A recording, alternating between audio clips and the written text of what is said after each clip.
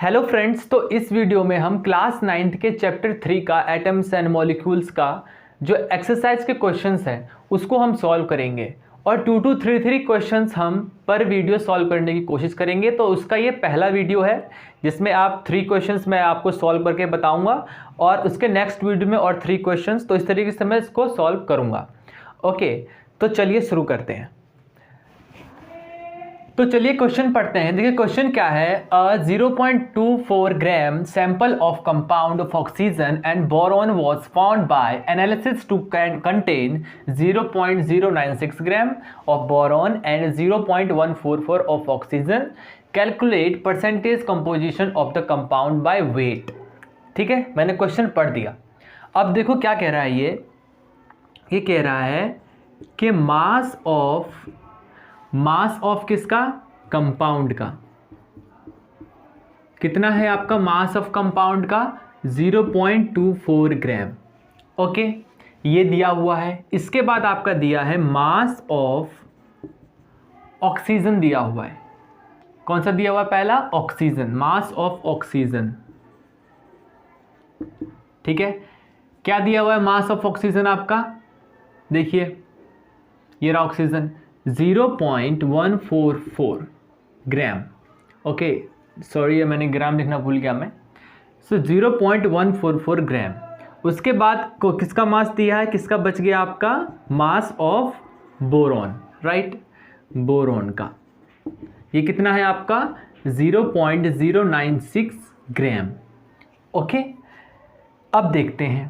तो पहला लाइन आपका ये कह रहा है, देखिए ये तो आपको आंसर में लिखना है। अब जो मैं बता रहा हूँ आपको आंसर में अभी नहीं लिखना, वो समझाने के लिए मैं बता रहा हूँ। ठीक है, तो ये यहाँ से यहाँ तक मैं समझाने के लिए बता रहा हूँ, ये आपको लिखना नहीं है अभी। ठीक है, तो ये कह रहा है जो आपका कंपाउंड बना ना सर, देखो जो आपका कंपाउंड बना, ठीक है, मतलब 0.24 ग्राम कंपाउंड जो बना है वो बना है आपका 0.144 ग्राम प्लस 0.096 ग्राम से।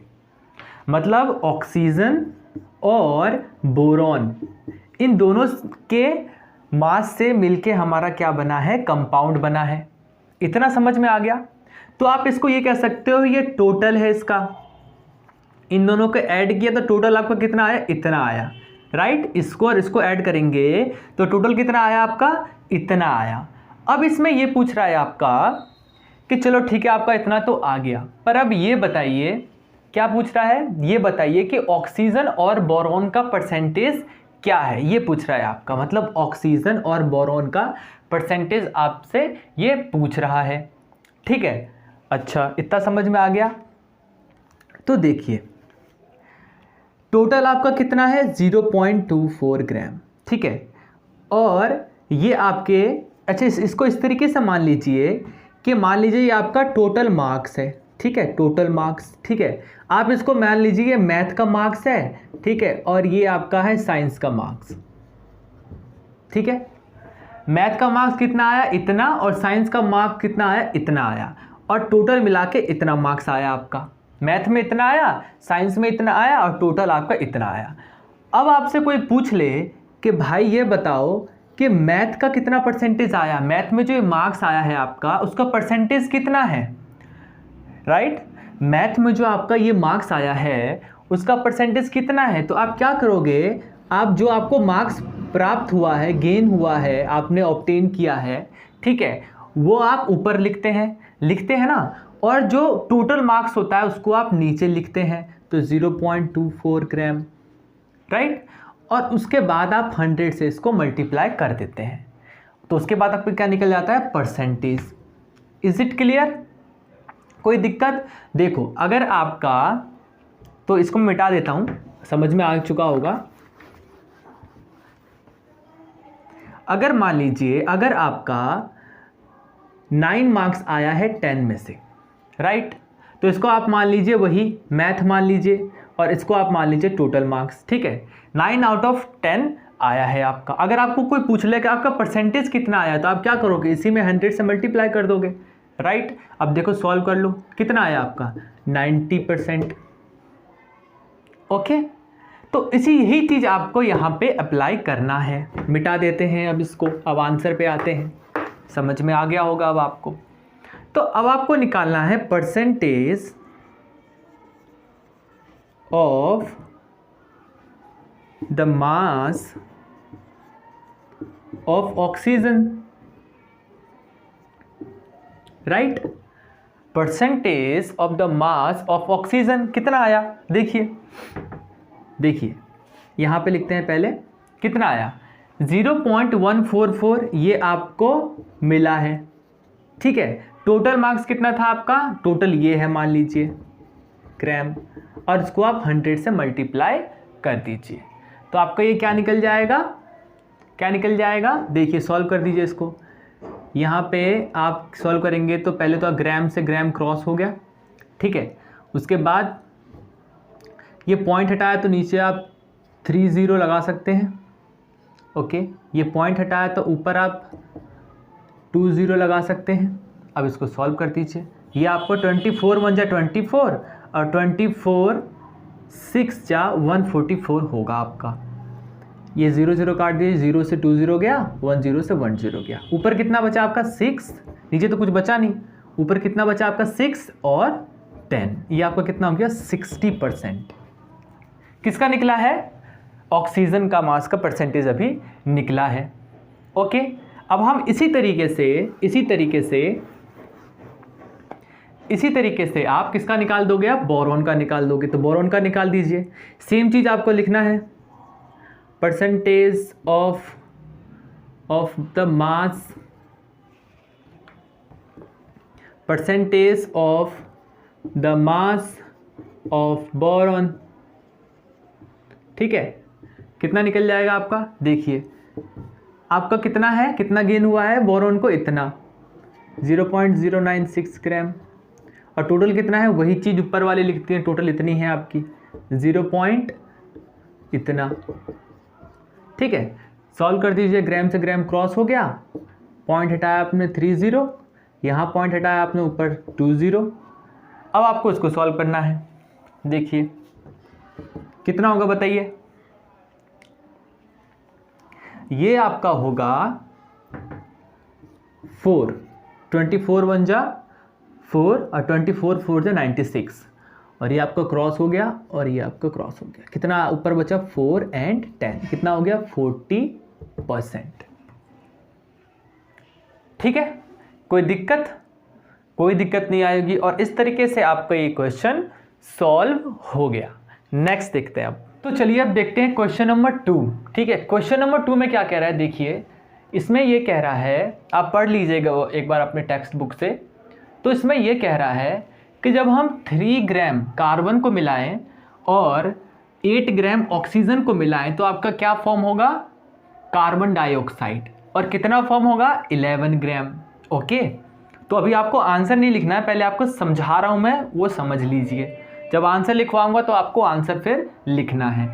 तो देखिए क्या कह रहा है कि जब हमने 3 ग्राम प्लस 8 ग्राम, ठीक है, ये 3 ग्राम क्या है आपका कार्बन, ठीक है, और 8 ग्राम क्या है आपका oxygen.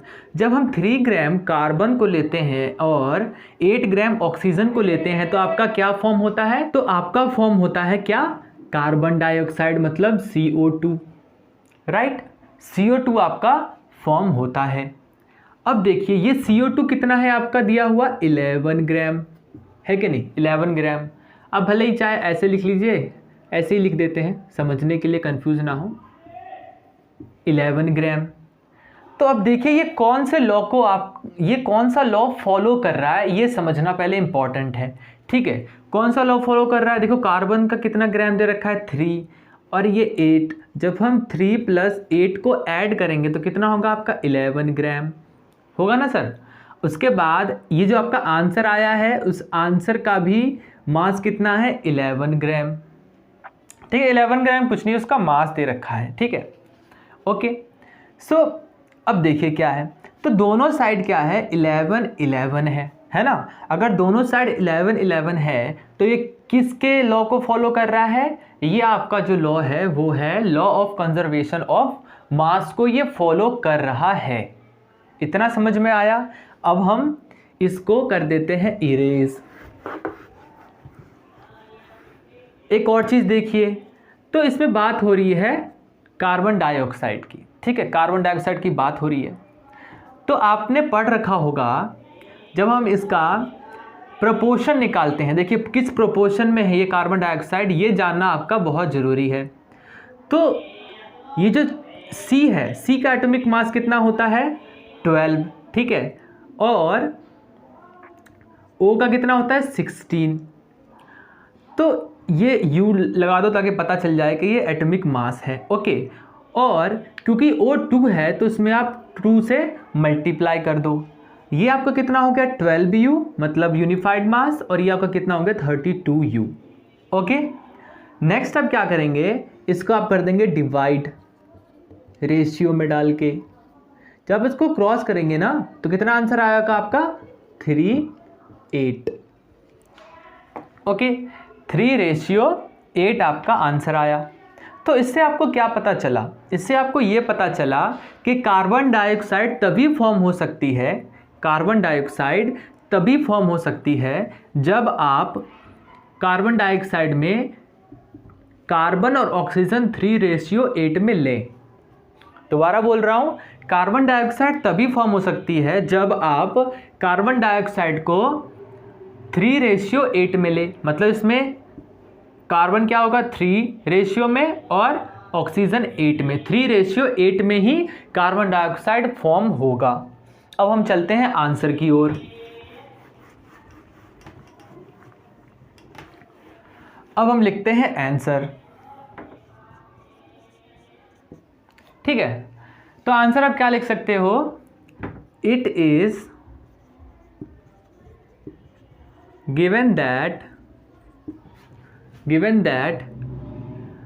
To produce carbon dioxide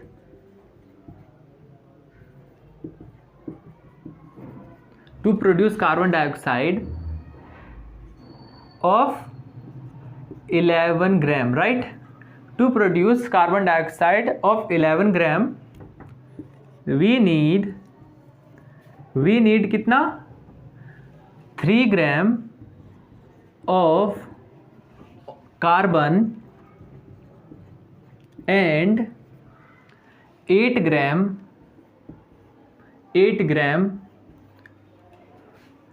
of oxygen. ये आपकी पहली बात हो गई जो आपने लिखी है, ठीक है। Therefore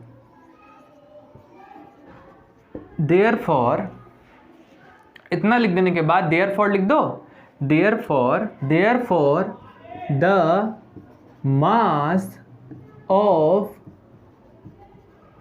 carbon dioxide will be in the ratio of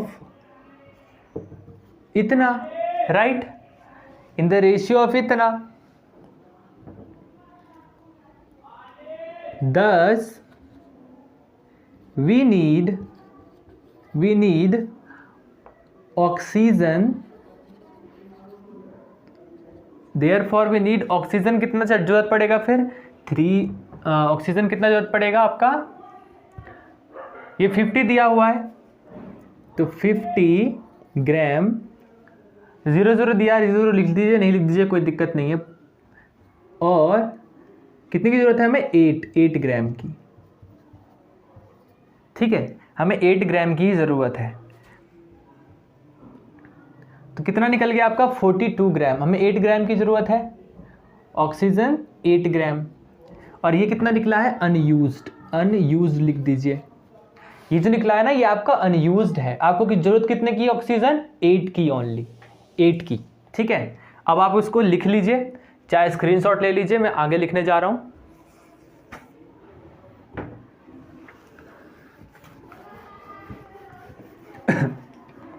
ठीक है, इतना लिखने के बाद वो अनयूज्ड हो गया।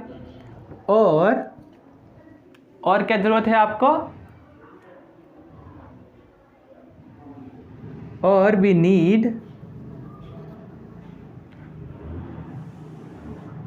Need carbon 3 gram, right. बाद आप लिख दीजिए हेंस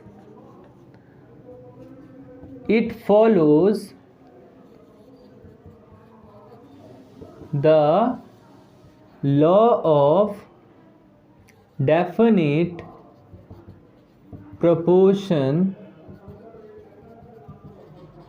ठीक है, by mass, definite proportion by mass. तो ये आपका आंसर हो जाएगा। ओके, नेक्स्ट देखते हैं।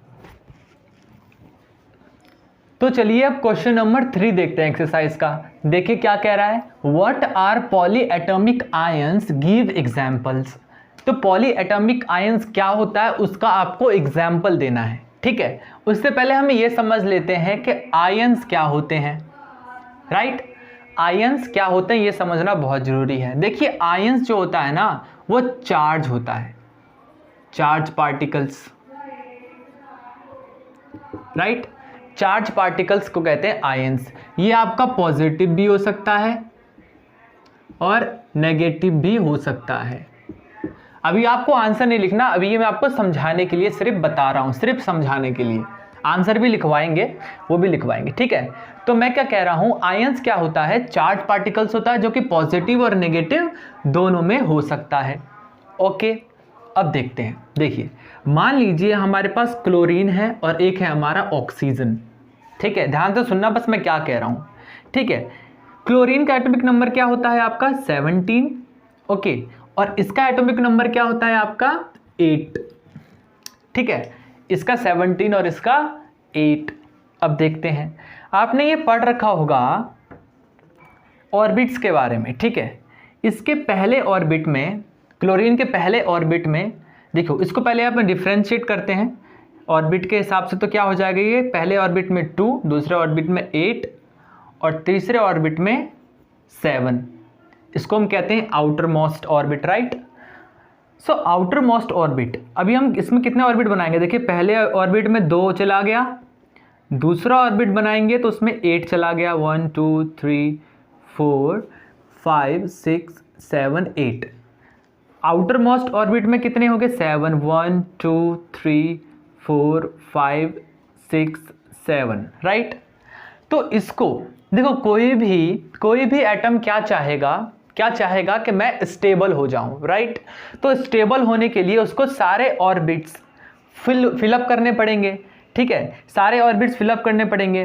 तो देखिए पहले ऑर्बिट में 2 की जरूरत होती है, सेकंड में 8 और थर्ड में भी 8 की जरूरत होती है, ठीक है। इतना समझ में आया। लेकिन इसके पास थर्ड में कितना है 7, तो एक ये फिलअप करने की कोशिश करेगा आउटर मोस्ट सेल में, जो कि 7 है, तो उसको क्या करने की कोशिश करेगा 8 करने की कोशिश करेगा।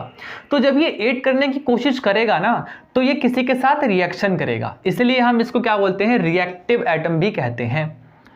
रिएक्टिव वो होता है एटम्स, रिएक्टिव वो एटम्स होते हैं जिसके आउटर मोस्ट सेल और जितने की रिक्वायरमेंट होती है वो फिलअप ना हो। रिक्वायरमेंट कितने की है 2 8 8 की रिक्वायरमेंट होती है नॉर्मली, है ना। तो वो अगर फिलअप ना हो, उसके जो ऑर्बिट है वो फिलअप ना हो उतने इलेक्ट्रॉन से, देखिए सारे इलेक्ट्रॉन है, ठीक है, ये भी आपको याद रखना है, ये सारे जो भी है ना ये सब इलेक्ट्रॉन है जो बाहर हैं इसके, ये इलेक्ट्रॉन है। और जो न्यूट्रॉन प्रोटॉन होता है ना, न्यूट्रॉन प्रोटॉन वो क्या होता है इसके अंदर होता है। इलेक्ट्रॉन में माइनस चार्ज होता है, प्रोटॉन में प्लस, और न्यूट्रॉन में कोई चार्ज नहीं होता। ये होता है आपका न्यूक्लियस में न्यूट्रॉन और प्रोटॉन, ठीक है। तो ये क्या करेगा, अपने ऑर्बिट को फिल करने की कोशिश करके एक इलेक्ट्रॉन ले लेगा ना, एक इलेक्ट्रॉन आसान है लेना, तो ये क्या हो जाएगा Cl-, ठीक है। अभी बस इतना सुनना है आपको। उसके बाद आ जाइए यहाँ पे, इसका ऑर्बिट देखिए, पहले ऑर्बिट में दो इलेक्ट्रॉन्स और बाकी ऑर्बिट में कितने हो जाएंगे 8 तो नहीं हो पाएंगे। इसको अगर डिफ्रेंशिएट करें ऑर्बिट के हिसाब से तो 2 6 ही हो पाएगा, राइट। तो दूसरे ऑर्बिट में कितना हो जाएगा 6, 1 2 3 4 5 6 हो जाएगा। तो ये भी अपने आप को स्टेबल करने की कोशिश करेगा। तो स्टेबल करने के लिए इस ऑर्बिट में, आउटर मोस्ट ऑर्बिट में कितने इलेक्ट्रॉन की जरूरत है 2 और की जरूरत है, राइट। 2 और की ज़रूरत है, तो ये 2 किसी से लेने की कोशिश करेगा, किसी के साथ रिएक्ट करके। तो अगर ये ऐसा कर लेता है तो इस पर कितना चार्ज आएगा, 2 माइनस।